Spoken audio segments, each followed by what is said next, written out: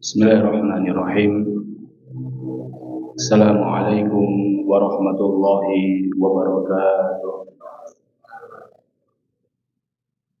Alhamdulillahi rabbil alamin.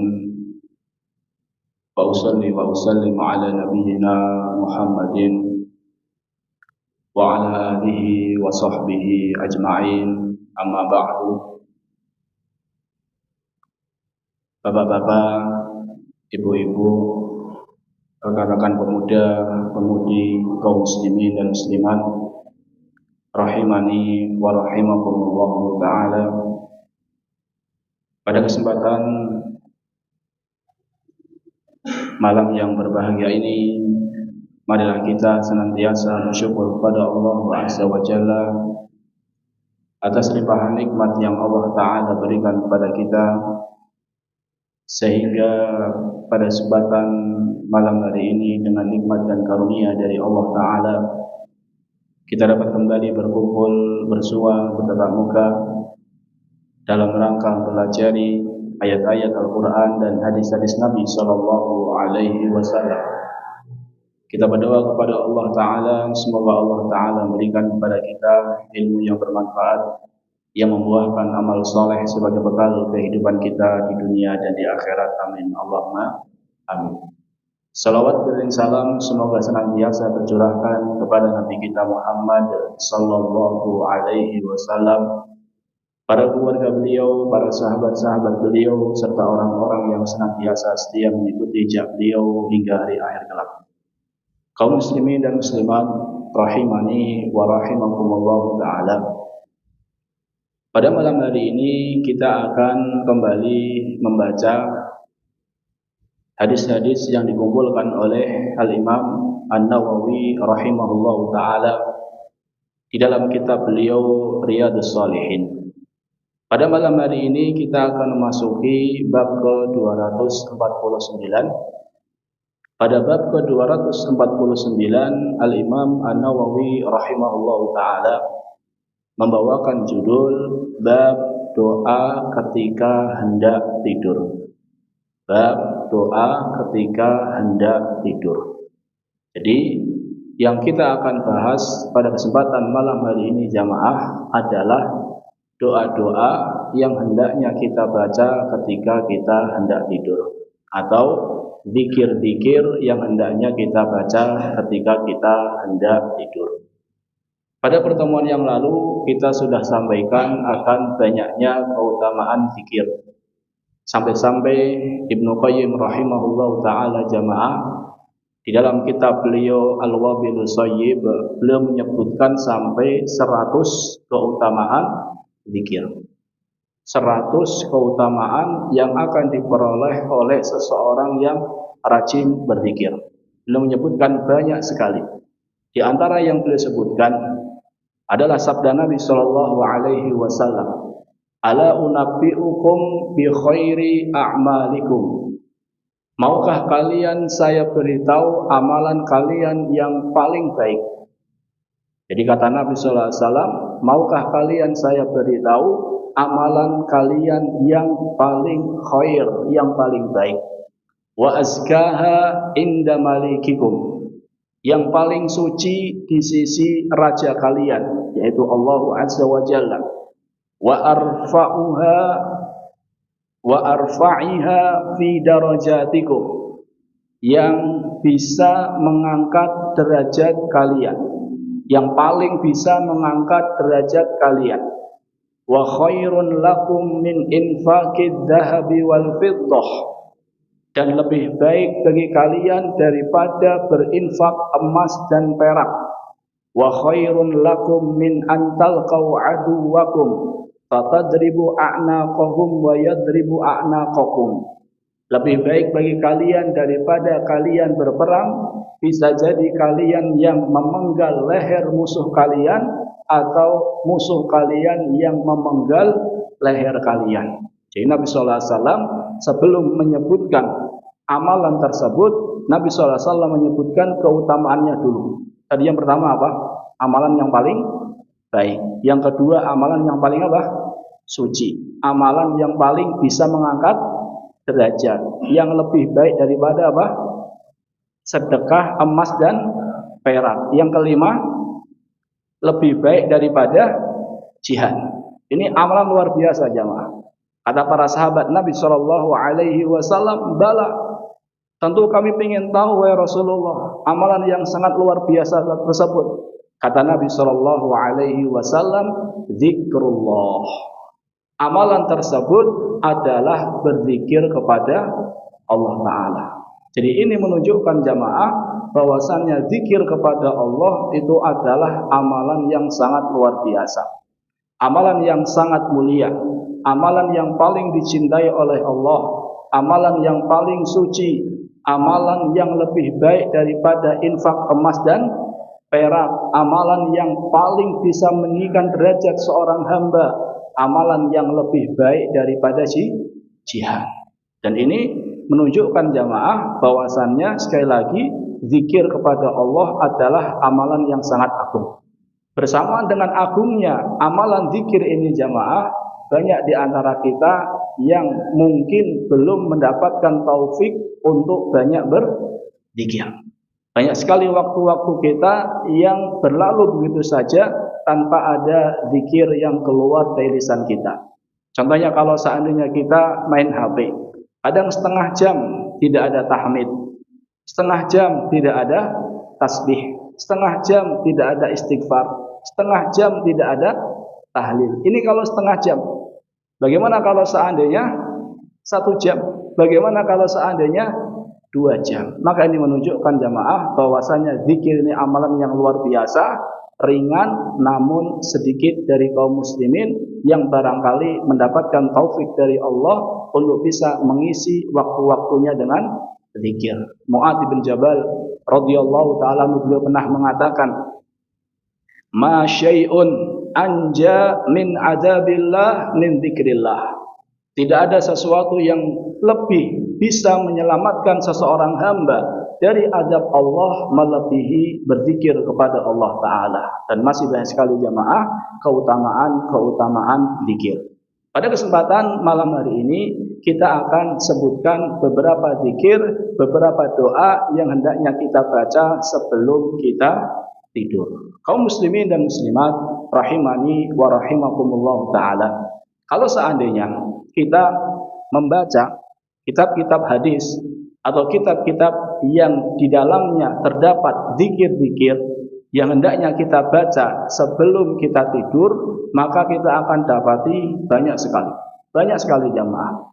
Mungkin kalau kita baca setengah jam tidak selesai. Mungkin baru setengah kita baca kita sudah apa?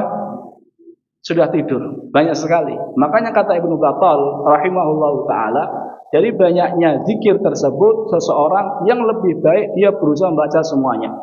Namun kalau seandainya tidak memungkinkan, maka minimal jangan ditinggalkan semuanya. Jadi nanti yang akan saya sampaikan jamaah itu belum semuanya, baru sebagian dari banyaknya zikir yang hendaknya kita baca sebelum tidur. Kita akan awali dengan ayat-ayat yang hendaknya kita baca sebelum tidur.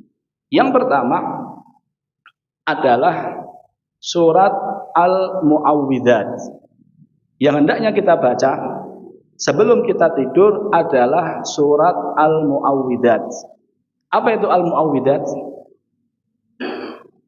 An-Nas, Al-Falaq, Al-Ikhlas. Al-muawwidat itu jamak dari al-muawwidah, bacaan yang di dalamnya terdapat permintaan perlindungan kepada Allah. Kalau Anas jelas, qul a'udzu birabbin nas. Al-Falaq jelas, qul a'udzu birabbil falaq. Kalau Al-Ikhlas, ada enggak permintaan perlindungan kepada Allah? Padahal kalau al-muawwidzat adalah surat-surat yang di dalamnya terdapat permintaan perlindungan kepada Allah. Anas jelas kan? Al-Falaq jelas. Al-Ikhlas. Kalau al-muawwidzatain dua, Anas sama Al-Falaq. Tapi kalau al-muawwidzat masuk di dalamnya surat Al-Ikhlas. Al-Ikhlas ada enggak permintaan perlindungan kepada Allah? Ada enggak jamaah? Pertanyaan jelas ya? Ya. Apa? Ada enggak, Pak?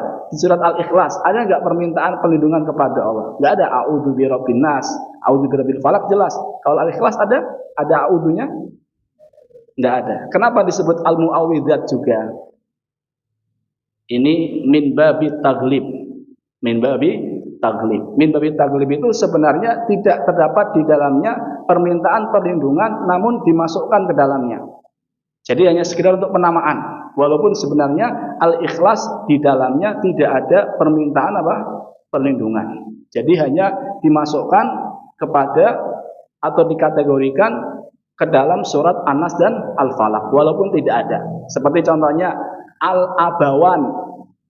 Al-Abawan. Al-Abawan itu kan arti aslinya dua bapak. Tapi maksudnya apa? Bapak ibu. Kan Abun kan bapak. Jamaknya kan, musananya kan abawan. Kalau abawan kan arti aslinya apa? Dua bapak. Tapi maksudnya apa? Bapak ibu. Komaron. Apa di komaron? Apa di komarun? Bulan. Kalau komaron 2 bulan. Maksudnya apa? Bulan dan matahari. Ini min babi taglib. Contohnya lagi Umaron. 2 Umar. Maksudnya siapa? Umar dan Abu Bakar. Tapi disebut dengan Umaron. Ada min babi taglib. Begitu pula walaupun Al-Ikhlas tidak ada permintaan perlindungan, namun min babi taglib disebut juga dengan apa? Al-muawwidat. Mana dalilnya? Dalilnya adalah hadis Nabi sallallahu alaihi wasallam dari sahabat Aisyah radhiyallahu taala anha. Anna Nabiyya sallallahu alaihi wasallam kana idza awa ila firashihi. Bahwasannya Nabi sallallahu alaihi wasallam apabila beliau hendak tidur kullalailah, setiap malam. Berarti hal ini dilakukan bukan sekali dilakukan libur seminggu, tapi apa? Tiap malam. Bukan sehari melakukan, sebulan enggak melakukan, tidak. Namun setiap hari dilakukan kullalailah, setiap malam. Jama'a kaffaihi, beliau mengumpulkan kedua telapak tangannya. Summa nafatha fihima. Nafatha itu adalah tiupan dengan sedikit ludah. Jadi bukan banyak, ya, bukan bukan juga, bukan pula nafakho. Kalau nafakho itu tiupan tanpa ludah. Jadi kalau nafakho itu nafakho. Tapi kalau nafatha, jadi sedikit apa? Sedikit ludah. Jadi Nabi mengumpulkan kedua telapak tangannya, kemudian nafatha, meniupkan dengan sedikit ludah. Faqara'a fihima qul huwallahu ahad, qul a'udzu birabbil falaq, qul a'udzu birabbin nas. Jadi dikumpulkan kedua telapak tangannya, dibacakan surat An-Nas, Al-Ikhlas, Al-Falaq dan An-Nas. Bagaimana caranya Ustaz? Ada 3 cara. Kalau kita melihat zahir hadis, maka yang kita lakukan adalah mengumpulkan kedua telapak tangan, baru kemudian apa jemaah? Meniup dengan sedikit ludah, baru baca Al-Ikhlas, Al-Falaq dan An-Nas. Ini zahir hadis. Jadi contohnya A'udzubillahi minasyaitonirrajim. Bismillahirrahmanirrahim. Qul a'udzu birabbin qul huwallahu ahad, Allahus samad, lam yalid wa lam yulad wa lam yakul lahu kufuwan ahad. Bismillahirrahmanirrahim. Qul a'udzu birabbil falaq min syarri ma khalaq wa min syarri ghasikin idza waqab wa min syarri naffasati fil 'uqad wa min syarri hasidin idza hasad. Bismillahirrahmanirrahim. Qul a'udzu birabbin nas sampai selesai. Baru lagi apa tadi? Maaf, baru diusapkan ke seluruh tubuh. Baru kemudian apa lagi? Lagi niup lagi, kemudian baca lagi, diusapkan. Berarti ditiup dulu baru apa? Baca. Ini zahir hadis. Ada cara yang kedua adalah dengan baca dulu baru ditiup. Kenapa mengatakan baca dulu baru ditiup? Agar ada keberkahan Al-Quran. Kan kalau tadi kan belum baca sudah apa? Niup. Kalau ini baca dulu biar ada keberkahannya baru ditiupkan. Sama. Kalau yang satu lagi jamaah lebih lama lagi. Jadi setiap qul a'udzu birabbin nas, qul a'udzu birabbin nas, malikin nas. Jadi setiap ayat apa? Setiap ayat satu tiupan dengan sedikit ludah. Kata Syekh Ibnu Utsaimin rahimahullahu taala, maka ketiga-tiganya boleh dilakukan. Namun wallahu alam, kalau kita mau berpegang dengan zahir hadis, maka diapakan dulu? Ditiup dulu baru membaca apa? Surah. Kemudian kata Aisyah, "Tsumma yamsahu bihima mastata'a min jasadihi." Kemudian Nabi SAW mengusap dengan kedua telapak tangan tersebut apa yang mudah diusap oleh kedua telapak tangannya, apa yang mudah diusap dari jasadnya dengan kedua telapak tangannya. Yabda'u bihima ala ra'sihi. Diawali dengan kepalanya, wa wajhihi, wajahnya, wa ma aqbala min jasadihi, bagian depannya, yaf'alu dzalika thalatha marrat. Nabi sallallahu alaihi wasallam melakukan hal itu sebanyak 3 kali. Hadis riwayat Bukhari dan Muslim. Ini yang pertama jamaah, berarti surat apa? Al-Ikhlas, Al-Falaq dan An-Nas. Disebut dengan apa? Al-Mu'awwidzat. Yang kedua adalah ayat kursi. Saya nggak akan sebutkan semua dalil jamaah, ini panjang sekali. Yang ketiga adalah 2 ayat terakhir dari surat Al-Baqarah. Kalau 3 ini jamaah, Al-Mu'awwidzat, kemudian ayat kursi, kemudian 2 terakhir dari surat Al-Baqarah, 2 ayat terakhir dari surat Al-Baqarah, ini para ulama sepakat hadisnya sahih. Ada beberapa surat yang para ulama berbeda pendapat akan keabsahan, kesahihan hadis berkaitan dengan membaca surat-surat tersebut. Di antara yang menilai hasan adalah Ibnu Hajar. Ibnu Hajar rahimahullahu taala menilai hadisnya boleh diamalkan. Surat apa saja? Yang pertama adalah surat Al-Kafirun. Ingat kalau tadi 3 surat ulama apa? Sepakat hadisnya bisa diamalkan. Tapi yang saya akan sebutkan nanti para ulama berbeda pendapat. Ada yang mengatakan hasan, ada yang mengatakan dhaif. Yang pertama adalah surat Al-Kafirun. Ibnu Hajar menilai hadisnya hasan. Jadi sebelum tidur baca surat Al-Kafirun. Yang kedua adalah Al-Musabbihat. Al-Musabbihat itu adalah surat-surat yang awalnya diawali dengan sabbahalillah, kalau enggak yusabbihulillah, Al-Hadid, kemudian At-Taghabun, Al-Hasyr dan seterusnya. Jadi kita baca Al-Musabbihat, surat-surat yang awal surat tersebut diawali dengan apa? Sabbahalillah, kalau enggak yusabbihulillah. Yang ketiga adalah As-Sajdah. Jadi sebelum tidur baca surat As-Sajdah. Yang keempat adalah Al-Mulk. Sebelum tidur baca surat Al-Mulk. Jadi yang keempat ini jamaah, para ulama berbeda pendapat akan apa? Kesahihan hadisnya. Jadi kalau jenengan mau mengamalkan, berpegang dengan penilaian dari Ibnu Hajar, insya Allah tidak masalah. Minimal yang 3 tadi jamaah, yang para ulama sudah sepakat akan apa ya? Kesahihannya. Al-Mu'awwidzat, kemudian ayat kursi, kemudian 2 ayat terakhir dari surat Al-Baqarah. Ini surat-surat yang kita baca sebelum kita tidur. Sekarang kita masuki ke hadis-hadis atau zikir-zikir selain dari ayat-ayat Al-Quran. Yang pertama adalah Hadis dari sahabat Nabi Shallallahu Alaihi Wasallam Abu Hurairah radhiyallahu taala anhu. Abu Hurairah radhiyallahu taala anhu beliau mengatakan, "Idza awa ahadukum," Rasulullah Shallallahu Alaihi Wasallam bersabda, "Idza awa ahadukum," apabila salah seorang di antara kalian hendak berbaring di tempat tidurnya, falyanfut firasyahu bidakhilati izarihi, maka hendaknya dia mengibas tempat tidurnya dengan bagian dalam kain sarungnya. Hendaknya dia mengibas tempat tidurnya dengan bagian dalam kain sarungnya. Jadi yang dilakukan itu jamaah, kalau pengen sesuai dengan zahir hadis, adalah mengibas kasurnya itu dengan bagian dalam sarung yang dia kenakan. Jadi kalau sarung di sini bukan sarung yang kita pakai yang sudah dijahit jamaah. Namun sarung itu, izar itu adalah izar yang dipakai orang yang sedang apa? Ihram. Itu kan belum apa? Belum dijahit kan? Jadi seperti apa jamaah kalau kita? Kayak tape, lendang lah ya, kayak lendang.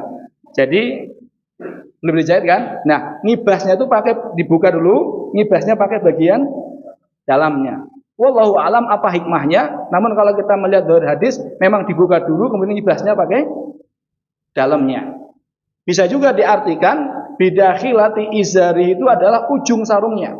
Jadi dibuka dikit, kemudian dikibasnya pakai ujungnya. Sebagian ulama mengatakan tidak harus pakai sarung yang ia kenakan, namun boleh juga menggunakan selimut atau kain-kain lainnya. Tapi kalau seandainya kita mau melihat dari hadis, maka menggunakan apa?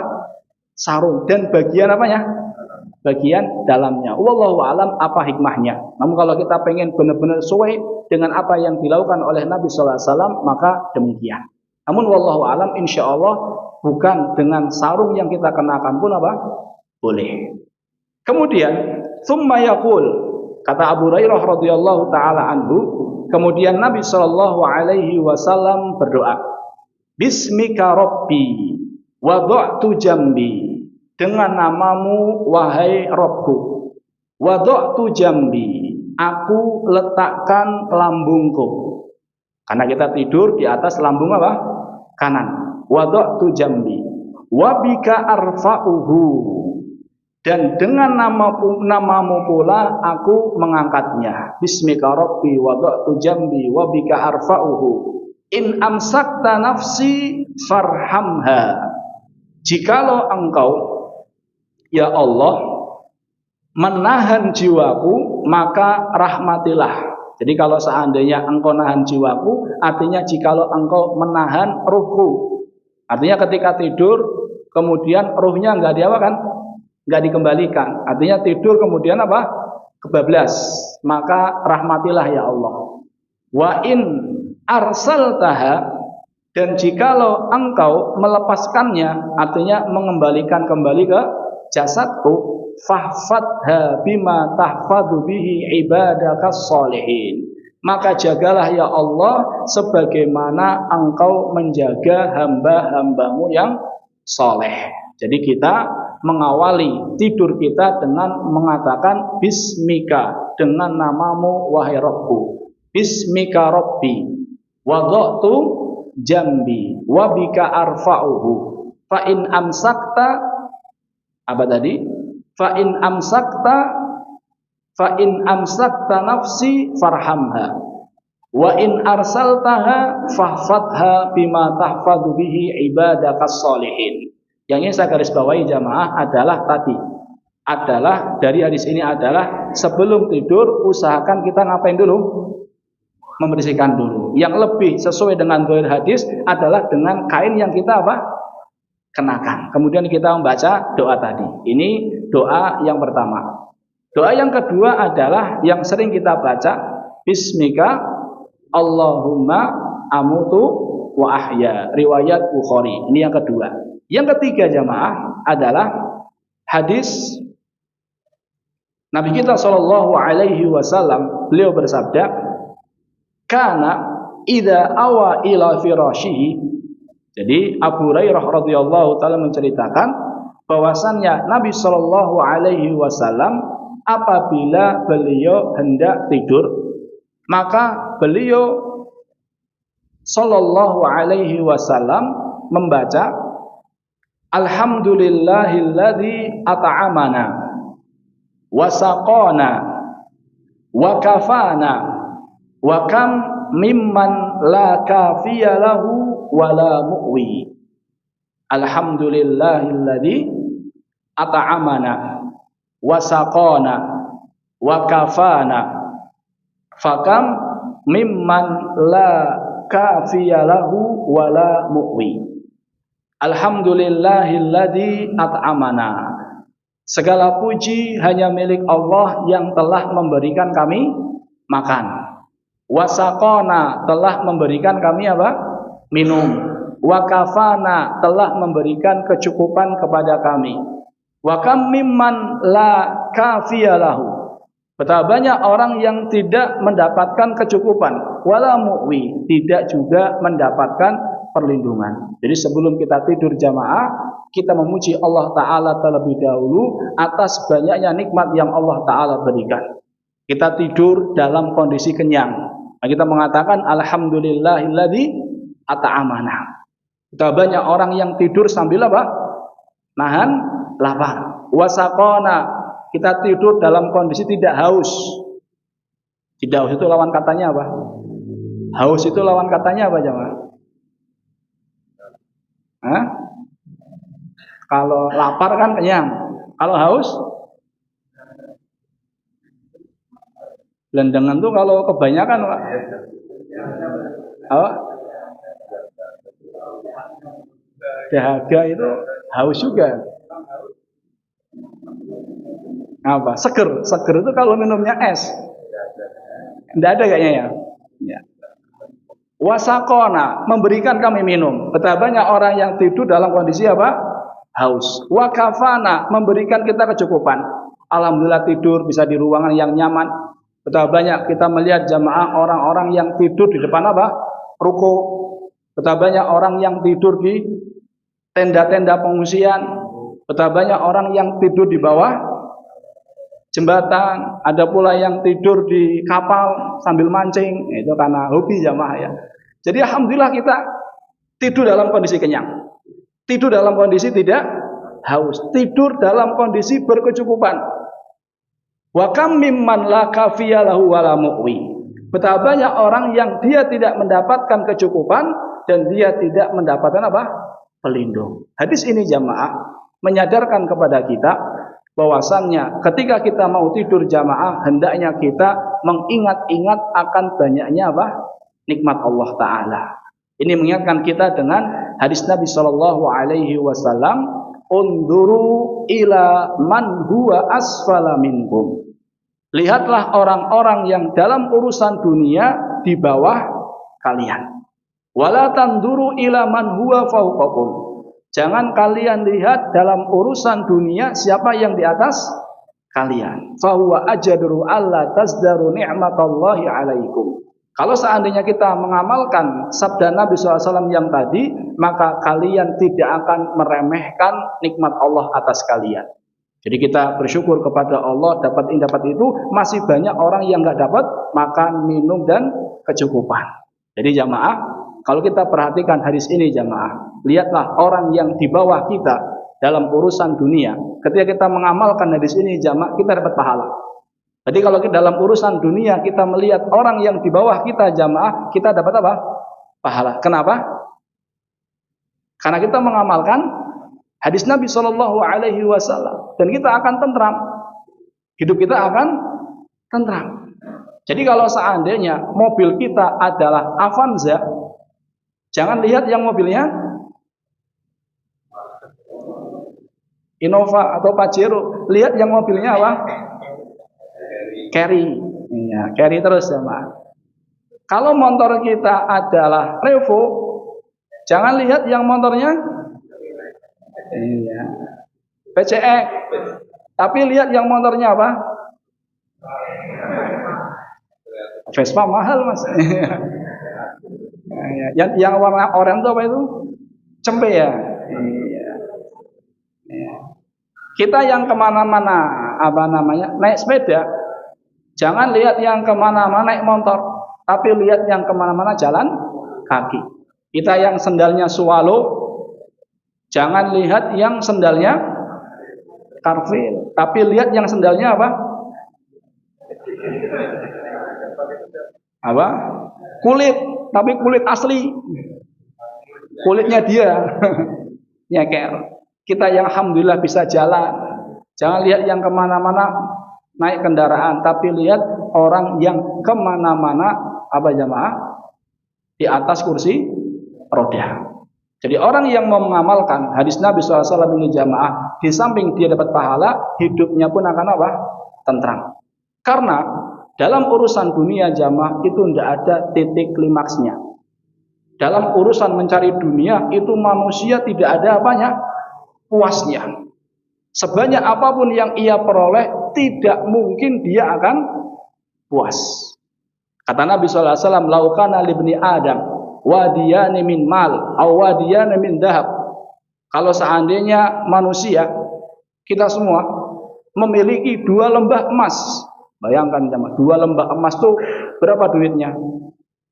1 kilo aja 2,4 M jemaah. 1 kilo emas. Ini berapa? 2 lembah.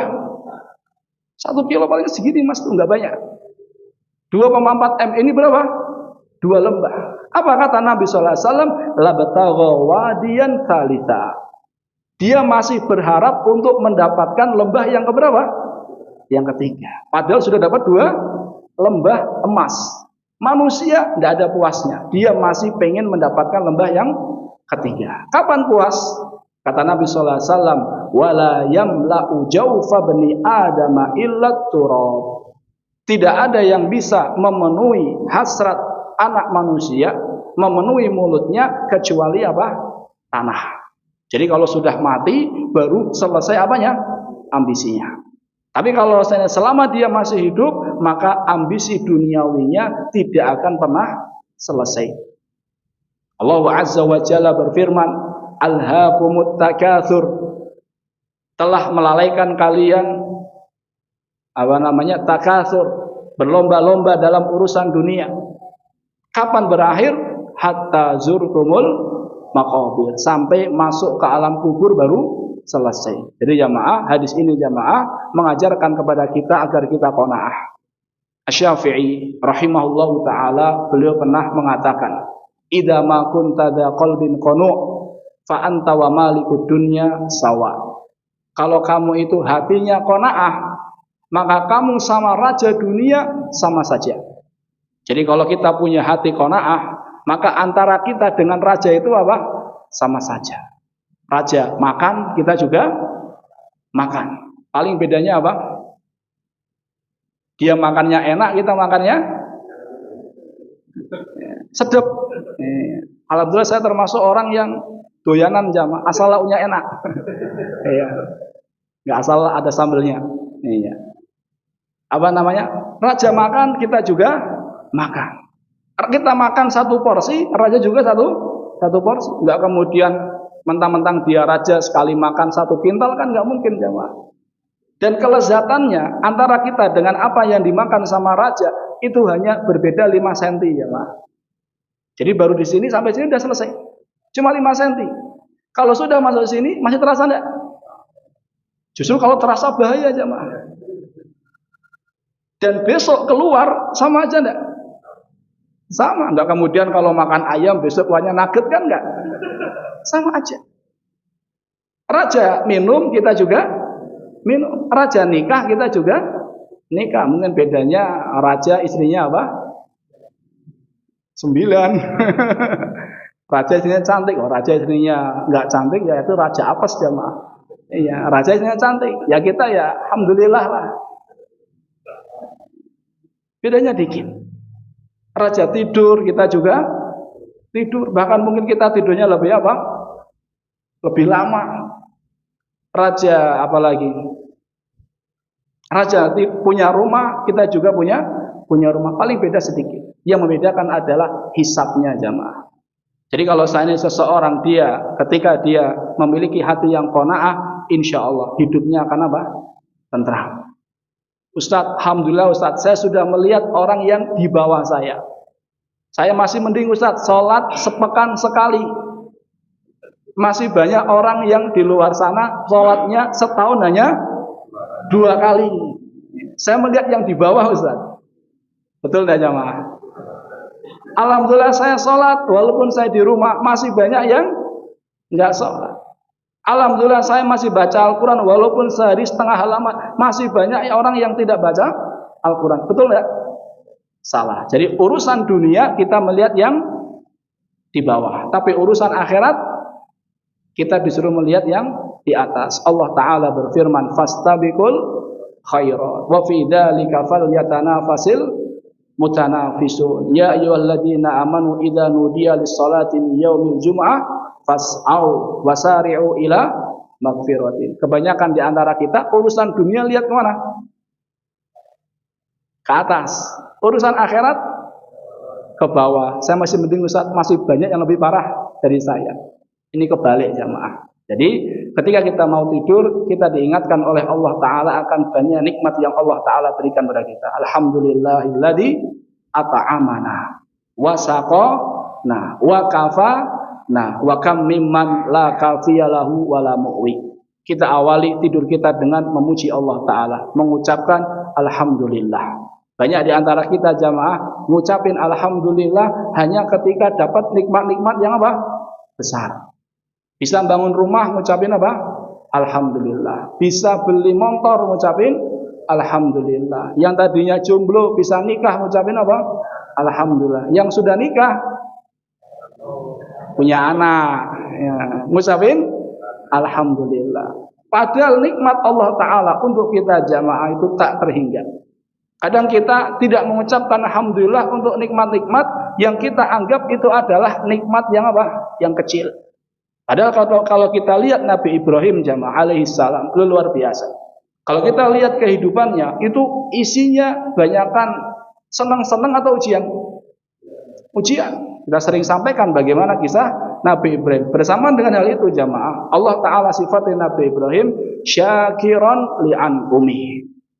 Nabi Ibrahim itu adalah hamba yang banyak bersyukur akan nikmat-nikmat Allah.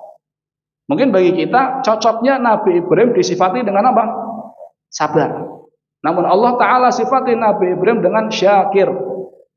Banyak bersyukur dengan an'um. An'um itu jamak dari nikmat. Nikmatun itu bisa dijamak dengan an'um, bisa dijamak dengan ni'am. Kalau dijamak dengan ni'am itu artinya nikmat yang sangat banyak. Tapi kalau an'um itu jamak tapi lil qillah, jamak tapi enggak banyak, hanya 3 sampai 9. Allah menggunakan kata ni'am atau an'um? An'um. Kenapa? Karena Nabi Ibrahim alaihissalam jamaah beliau bersyukur atas nikmat Allah yang Allah berikan kepada beliau, walaupun itu adalah nikmat yang apa? Sedikit. Walaupun itu nikmat yang sederhana, beliau senantiasa bersyukur kepada Allah Azza wa Jalla. Ini zikir yang ketiga. Tadi yang pertama apa? Bismika Rabbi wada'tu jambi. Kemudian Bismika Allahumma amutu wa ahya. Kemudian tadi apa? Alhamdulillahilladzi at'amana wa saqana wa kafana fakam mimman la kafiyalahu wa la mu'wi. Zikir yang lain. Zikir yang lain yang dibaca oleh Nabi sallallahu alaihi wasallam adalah apa yang diajarkan Nabi sallallahu alaihi wasallam kepada Fatimah dan Ali radhiyallahu taala anhuma. Ali bin Abi Thalib radhiyallahu taala menceritakan, anna Fatimah alaiha salam syakat ma talqa min atharir raha. Bahwasannya Fatimah radhiyallahu taala anha mengeluh akan bekas menggiling gandum. Jadi orang dulu kalau mau giling gandum itu ada pakai 2 batu. Gimana caranya? Pokoknya dengan 2 batu, digiling dengan 2 batu. Jadi orang kalau sekarang kita beli gandum kan sudah siap jamaah ya. Kalau dulu harus digiling sendiri. Jadi tangannya yang harusnya tangannya apa? Halus, ini gara-gara sering giling gandum jadi tangannya apa? Kasar. Fatimah radhiyallahu taala mengeluh kepada Ali bin Abi Thalib radhiyallahu taala anhu, suaminya. Kemudian Ali bin Abi Thalib mengusulkan agar Fatimah radhiyallahu taala anha mendatangi Nabi sallallahu alaihi wasallam, minta budak. Fa'atan Nabiy sallallahu alaihi wasallam fantalaqat falam tajidhu. Akhirnya Fatimah radhiyallahu taala anha mendatangi Nabi sallallahu alaihi wasallam ke rumahnya, ternyata tidak mendapati siapa? Rasulullah sallallahu alaihi wasallam. Ini menunjukkan jamaah yang baik atau lebih baik kalau sudah menikah itu beda rumah. Jadi Ali bin Abi Thalib sama siapa? Fatimah. Fatimah kan putrinya Rasulullah. Beda rumahnya tapi tidak jauh. Ini menunjukkan bahwasanya kalau sudah menikah lebih baik itu beda rumah. Kecuali kalau ada maslahat lain. Kalau ada maslahat lain yang mengharuskan kita serumah maka tidak masalah. Tapi lebih baik kata para ulama itu kalau sudah menikah apa? Jangan tinggal serumah. Kita lanjut, sudah ada enggak? Semenit lagi. Nah, fawajadat Aisyata fa akhbaratha falamma ja'a an-nabiy sallallahu alaihi wasallam akhbarathu Aisyah bima ji'i Fatimah. Ternyata ketika sampai di rumah Nabi sallallahu alaihi wasallam, hari itu ternyata Nabi sallallahu alaihi wasallam sedang atau jatahnya di rumah Aisyah. Namun ternyata Nabi sallallahu alaihi wasallam tidak ada. Kemudian Aisyah radhiyallahu taala bertanya akan hajat dari Fatimah radhiyallahu taala, diceritakan hajatnya, pengen minta budak. Ini menunjukkan jamaah bahwasannya hubungan Fatimah dengan Aisyah itu harmonis. Berbeda dengan apa yang disampaikan oleh orang Syiah bahwasannya Fatimah sama siapa? Aisyah radhiyallahu taala anha itu hubungannya tidak harmonis. Faja'an Nabiyyu sallallahu alaihi wasallam ilaina wa qad akhadna madaji'ana. Kemudian Nabi sallallahu alaihi wasallam ketika pulang ke rumah dan Aisyah mengabarkan bahwasannya tadi putrinya datang, akhirnya Nabi sallallahu alaihi wasallam datang ke rumahnya Fatimah. Wa qad akhadna madaji'ana. Dan di saat itu kami sudah mau tidur. Jadi Fatimah sama Ali sudah mau tidur, sudah memakai selimut. Dan selimutnya ini jamaah kecil. Jadi kalau mau dipakai memanjang seperti ini, maka sisi tubuhnya kelihatan. Dua orang itu sisi tubuhnya kelihatan. Tapi kalau mau dipakai apa? Jadi seperti ini apa? Melebar. Supaya paham ya Pak ya? Iya, kalau dipakai seperti ini, maka kakinya apa? Kelihatan. Jadi selimutnya itu kata Ibnu Hajar rahimahullahu taala, selimutnya itu enggak besar. Jadi selimutnya kalau dipakai seperti ini, sisi tubuhnya kelihatan, kalau dipakai seperti ini, kakinya kelihatan dan juga tidak bisa untuk menutup apa? Kepala. Ibnu Hajar rahimahullahu taala, ketika beliau mengomentari hadis ini, beliau mengatakan bahwasannya Allah taala berkehendak untuk orang-orang soleh kadang diuji dengan apa? Kesederhanaan. Agar Allah taala meringankan hisab mereka di akhirat. Kalau kita masya Allah selimutnya apa jamaah? Banyak, mau pakai yang selebar apapun ada. Ini masya Allah Fatimah dan suaminya Ali bin Abi Thalib radhiyallahu taala selimutnya aja nggak cukup. Nabi SAW datang dan ketika Nabi SAW datang, Nabi tidak duduk bersila, namun duduk dengan kakinya diselonjorkan. Dan kata Ali bin Abi Thalib mendapati dinginnya kaki Rasulullah SAW, kemudian selimut itu digunakan untuk apa? Menyelimuti kaki Rasulullah sallallahu alaihi wasallam. Fadhabtu li'aqum faqala ala makanikuma. Di saat itu Ali bin Abi Thalib mau berdiri, mau menyambut Nabi sallallahu alaihi wasallam, namun kata Nabi sallallahu alaihi wasallam ala makanikuma. Tetap kalian berada di tempat tidur kalian berdua. Sudah kan? Adzan dulu, Pak. Nanti kita lanjut.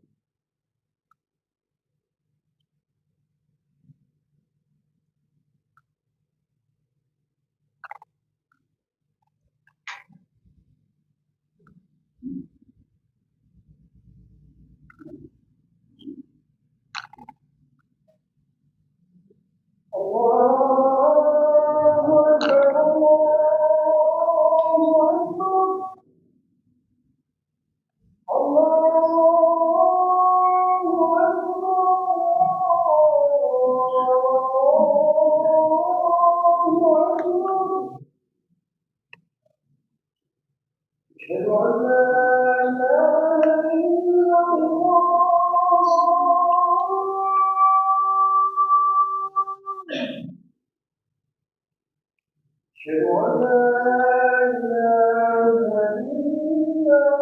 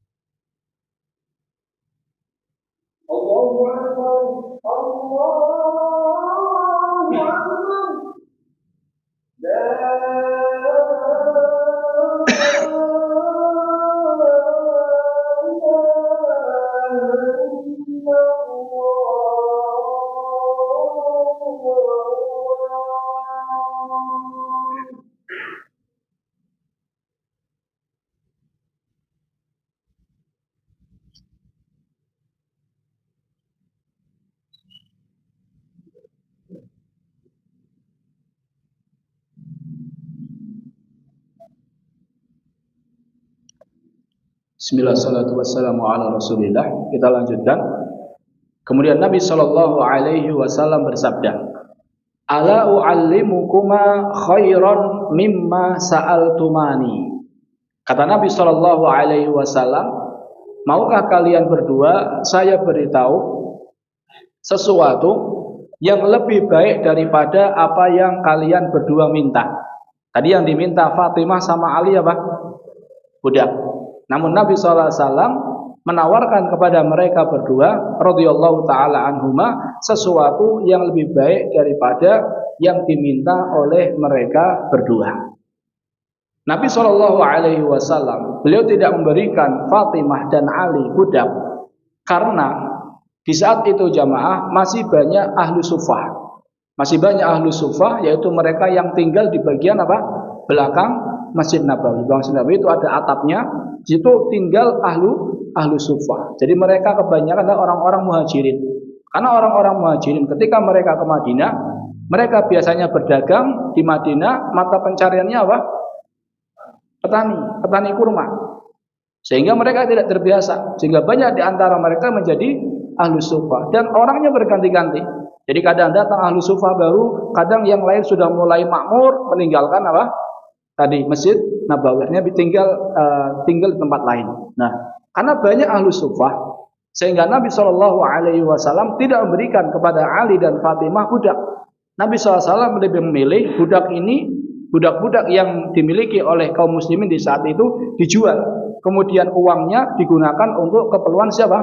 Ahlu sufah. Ini kata para ulama, kenapa Nabi SAW tidak memberikan budak kepada Ali dan Fatimah. Kemudian Nabi SAW di saat itu Ali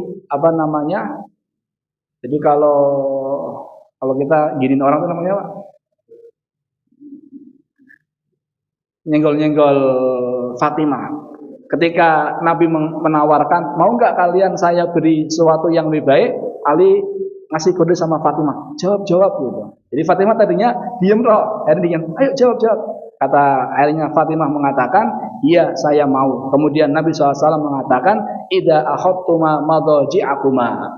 Kalau kalian berdua hendak tidur, tukabbira arba'an wa salatin. Maka bertakbirlah sebanyak 34 kali. Wa tusabbiha salasan wa salatin. Bertasbihlah sebanyak 33 kali. Wa tahmada salasan wa salatin. Dan bertahmidlah sebanyak 33 kali. Berarti takbirnya berapa kali? 34. Tasbihnya 33. Tahmidnya 33. Berarti kalau jumlah 100. Kata Nabi sallallahu alaihi wasallam, "Fahuwa khairun lakuma min khadim." Kata Nabi sallallahu alaihi wasallam, dengan kalian berzikir dengan zikir yang tadi sebelum tidur lebih baik bagi kalian berdua dari adanya sosok budak. Apa maksud dari perkataan Nabi sallallahu alaihi wasallam lebih baik dari adanya sosok budak? Kata para ulama ada dua pendapat. Yang pertama mengatakan bahwasannya lebih baik dari sosok budak dari sisi pahala. Karena ketika seseorang baik contohnya ibu rumah tangga, kemudian dia melakukan urusan-urusan rumah tangga itu dengan sendiri, dia nyuci sendiri, dia nyapu sendiri, dia ngapel sendiri, dia ngurus anaknya sendiri tanpa ada bantuan siapa? Pembantu, itu lebih baik dari si pahala. Karena semua yang dilakukan itu bernilai apa? Pahala. Jadi lebih baik di sini dalam artian apa jamaah? Pahalanya lebih apa? Banyak daripada mendatangkan seorang pembantu. Kata Ibnu Utsaimin rahimahullahu taala belum mengatakan ini menunjukkan bahwasannya kalau istri minta pembantu itu tidak wajib. Jadi kalau istri minta pembantu itu tidak wajib. Ada yang mengatakan kalau memang dia dari keluarga yang mampu dan keluarganya sudah biasa pakai pembantu, maka pembantu itu termasuk bagian dari apa? Nafkah. Jadi dia mengatakan kalau dia orang kaya dan seterusnya, maka pembantu itu termasuk bagian haknya apa? Istri. Ada pula yang mengatakan tidak. Jadi intinya jamaah lebih baik dari sisi banyaknya apa? Pahala. Ada pula yang mengatakan lebih baik di sini artinya dengan kita berzikir dengan zikir tersebut maka akan memberikan kekuatan pada tubuh. Capek tetap capek. Yang namanya ngurusin rumah tetap capek, tapi akan Allah Ta'ala berikan kekuatan untuk menyelesaikan itu semua. Capeknya itu tidak akan memudaratkan. Jadi bisa diartikan lebih baik dari siapanya? Pahala. Bisa diartikan lebih baik, lebih ringan, lebih meringankan kerjaan kita ketika kita berzikir sebelum tidur daripada adanya apa? Pembantu. Jadi mau diartikan yang pertama ataupun yang kedua sama-sama menguntungkan. Ibnu Hajar ketika beliau menjelaskan hadis ini, beliau membawakan perkataan Ibnu Taimiyah. Ibnu Taimiyah mengatakan maknanya adalah tadi seseorang tidak akan capek ngurusin rumah tangga ketika dia berzikir. Tapi kata Ibnu Hajar, perkataan Ibnu Taimiyah ini perlu diluruskan. Karena kalau nggak capek, nggak mungkin. Capek apa? Tetap hanya saja akan Allah Ta'ala berikan apa? Kekuatan. Dan Ibnu Hajar jamaah, beliau ini sering menukil perkataan Ibnu Taimiyah. Dan beliau sering pula memuji Ibnu Taimiyah rahimahullahu ta'ala. Beliau pernah mengatakan, wa syuhratu imami Syekh Taqiyuddin ashhar minasyams. Ibnu Taimiyah itu terkenalnya, kemasyhurannya lebih masyhur daripada matahari. Artinya siapa sih yang nggak kenal matahari jamaah? Siapa sih yang nggak tahu matahari? Kata Ibnu Hajar, Ibnu Taimiyah itu lebih terkenal, melebihi terkenalnya apa? Matahari. Artinya Ibnu Hajar memuji Ibnu Taimiyah sangat apa? Sangat tinggi sekali. Watalqibuhu bi Syekhil Islam. Beliau diberikan lakop gelar dengan Syekhul Islam fi asrihi bakin ilal an alal alsinah az-zakiyah. Dan gelar beliau sebagai Syekhul Islam itu di zamannya dan akan terus berlangsung sampai detik ini di lisan-lisan yang suci. Artinya orang-orang yang lisannya suci maka akan menerima bahwasanya Ibnu Taimiyah itu bergelar dengan apa? Syekhul Islam. Wa istamiru ghadan kama kana bil ams, dan gelar ini akan terus berlangsung besok-besok sebagaimana hari-hari sebelumnya. Wala yunkiru dzalika illa man jahila miqdarahu au tajannabal insaf, dan tidak ada mengingkari bahwa Ibnu Taimiyah adalah Syekhul Islam kecuali orang yang tidak mengenal siapa Ibnu Taimiyah atau orang yang tidak adil ketika menilai. Kita sekarang jamaah dapati banyak orang-orang yang mencela Ibnu Taimiyah rahimahullahu taala, sekelas Ibnu Hajar aja belum mengatakan bahwasanya Ibnu Taimiyah lebih terkenal daripada terkenalnya matahari. Ini saya perlu sampaikan karena belakangan ini banyak orang-orang yang mulai mencela siapa? Ibnu Taimiyah. Ali bin Abi Thalib ketika beliau tahu hadis ini, maka Ali bin Abi Thalib belum mengatakan fama taraktuha ba'd. Saya tidak pernah meninggalkannya. Jadi saya nggak pernah, sejak saya tahu bahwasannya berzikir takbir 34 kali, tasbih 33 kali, kemudian tahmid 33 kali, itu lebih baik daripada adanya sosok budak, kata Ali bin Abi Thalib, fama taraktuha ba'du. Saya nggak pernah meninggalkannya. Kemudian bertanya, wala lailata Siffin, tidak pula ketika perang Siffin. Jadi Ali bin Abi Thalib pernah perang Siffin, perang antara pasukan Ali dengan pasukan Muawiyah, ada fitnah. Dan sikap ahlu sunnah adalah tidak mencela dua golongan, menjadi fitnah di antara mereka berdua.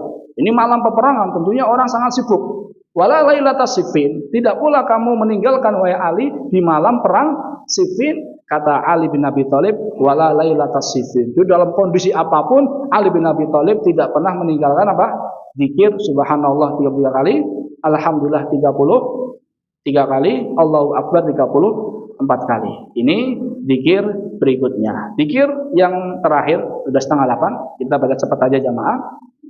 Adalah zikir dari sahabat Barra ibn Azib. Qala li Rasulullah sallallahu alaihi wasallam idza ataita matja'aka fatawadda wudu'aka lis-shalah. Apabila kamu mau tidur, maka wudulah sebagaimana wudumu untuk sholat.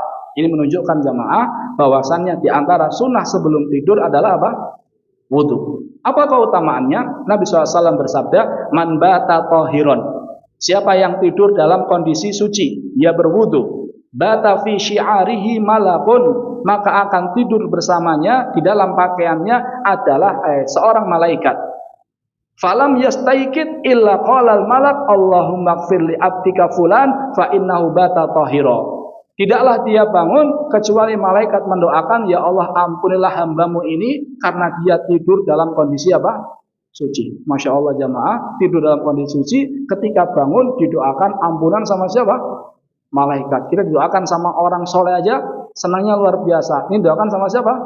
Malaikat. Sesoleh-solehnya orang pasti berbuat maksiat. Ini malaikat, luar biasa. Keutamaan yang kedua, kata Nabi sallallahu alaihi wasallam, "Ma min muslimin yabitu ala dzikrin tahiran fayata'aru minal lail." Tidaklah seorang muslim dia tidur dalam kondisi suci, kemudian dia terbangun di malam hari, fayas'alullaha khairan minad dunya wal akhirah illa aqahullah iyyah. Dia terbangun, kemudian tidaklah dia minta kepada Allah baik kebaikan dunia maupun akhirat kecuali Allah taala akan berikan. Jadi kalau kita tidur dalam kondisi suci, kemudian terbangun di malam hari, mungkin digigit nyamuk atau seterusnya, kita bangun, kita minta sama Allah, itu diantara waktu yang mustajab. Tapi syaratnya tadi, sebelum tidur ngapain?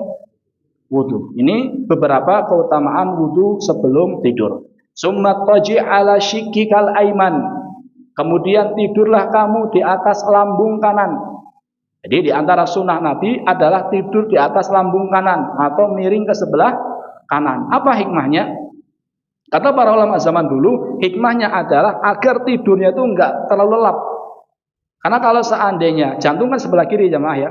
Kalau jantung itu di sebagian atas, kalau jantung itu di bagian atas karena kita miring ke sebelah kanan, maka tidurnya itu enggak terlalu lelap. Jadi mudah bagi dia untuk bangun. Berbeda kalau seandainya tidurnya ke sebelah kiri, itu lebih nyaman untuk tubuh. Artinya kalau udah tidur akan susah bangun. Ini diantara hikmah yang disebut oleh Ibnu Qayyim. Tentunya kalau penelitian modern banyak sekali hikmah-hikmah yang disebutkan yang berhasil disingkap dari sunnah tidur ke sebelah kanan. Kalau seandainya jamaah tidak ada manfaat duniawi dari tidur miring ke sebelah kanan, maka sudah cukup bagi seorang mukmin ketika dia tahu bahwasanya Nabi kalau tidur miring ke sebelah kanan. Karena zaman sekarang jamaah banyak sekali ijaz al-ilm. Ijaz ilmu itu keajaiban baik dari Al-Quran maupun hadis. Fungsi dari ijaz ilmi ini jamaah bukan sebagai dasar hukum, dasar seseorang melakukan suatu amalan itu hanya penguat saja.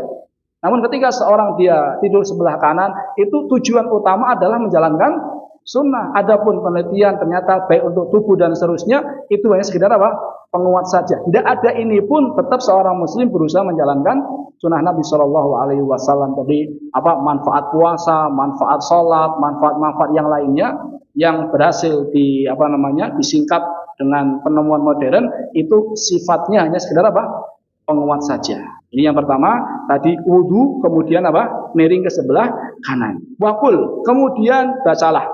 Jadi Nabi SAW mengajarkan kepada Al-Barra ibn Azib, Allahumma aslamtu nafsi ilaih. Ya Allah, saya serahkan diriku kepadamu. Wa fawwatu amri ilaih. Saya serahkan urusanku kepadaku. Wa alja'tu dhuhri ilaih.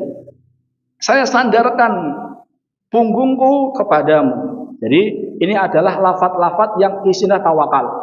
Karena ketika seorang tidur dalam waktu yang lama, dia tidak tahu apa yang terjadi. Orang kita kita nggak tidur aja, kadang kita nggak bisa jaga diri. Apalagi kita dalam kondisi apa?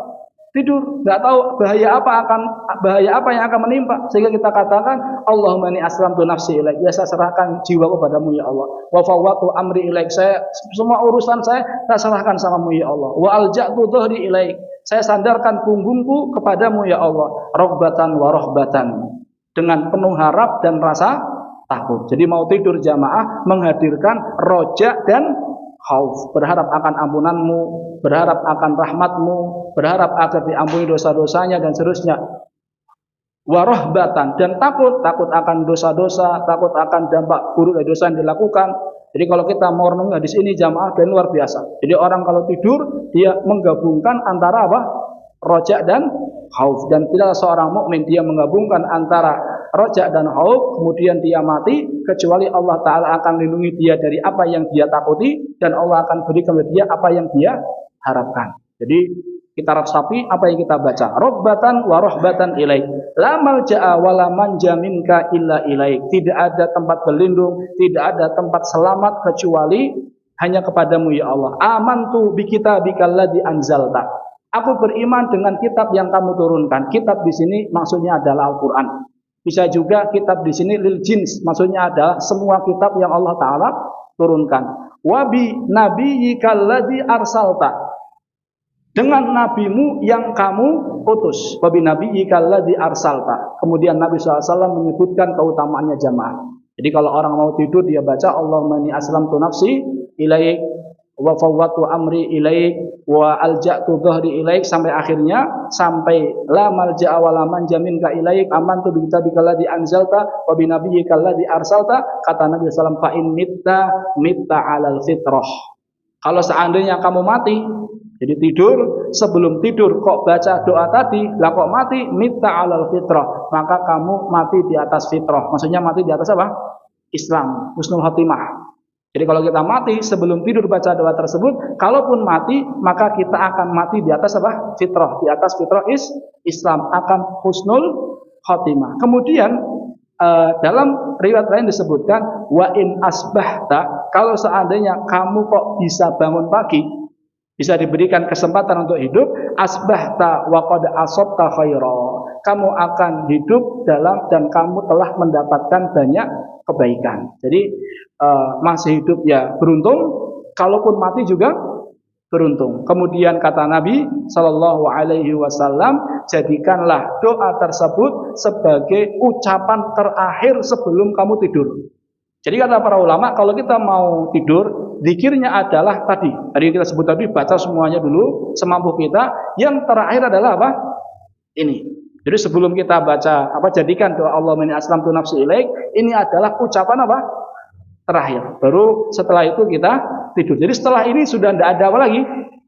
Ucapan zikirnya subhanallah tadi sebelumnya, tadi bismillahirrahmanirrahim sebelumnya dan seterusnya. Ini adalah ucapan terakhirnya. Di saat itu jamaah, Barra ibn Azib pengen mengulangi zikir tersebut di hadapan Rasul.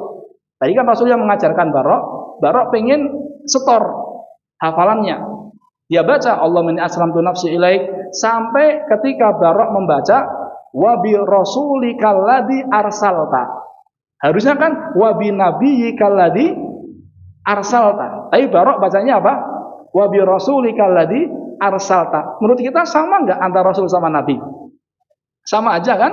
Namun Nabi SAW menegur barok. Kata Nabi, bukan wa bi rasulikal ladzi arsalta. Namun apa? Wa bi nabiyyikal ladzi arsalta. Ini menunjukkan jamaah kalau seandainya doa itu redaksinya dari Nabi Shallallahu Alaihi Wasallam atau dari Al-Quran, kita jangan otak-atik. Jadi kalau doa seperti itu jangan otak-atik. Sebenarnya Nabi Shallallahu Alaihi Wasallam ketika barok harusnya dibaca Nabi, barok baca Rasul, ditegur sama Nabi Shallallahu Alaihi Wasallam. Dan tidak ada doa yang lebih afdol dari sisi lafaz dan semuanya melebihi doa yang ada di Al-Quran dan ada di dalam hadis-hadis Nabi Shallallahu Alaihi Wasallam. Banyak orang yang tertipu jamaah sehingga dia sibuk dengan doa-doa yang dirangkai sama manusia. Boleh saja, boleh. Namun kalau mau ditanya mana lebih afdol, tentunya apa yang ada di Al-Quran dan apa yang ada di dalam hadis itu jauh lebih apa? Afdol. Kita ulangi jamaah secara ringkas. Baca surat apa tadi? Muawwidzat. Kemudian ayat kursi, dua ayat terakhir dari surat Al-Baqarah. Kalau Ibnu Hajar apa tambahan?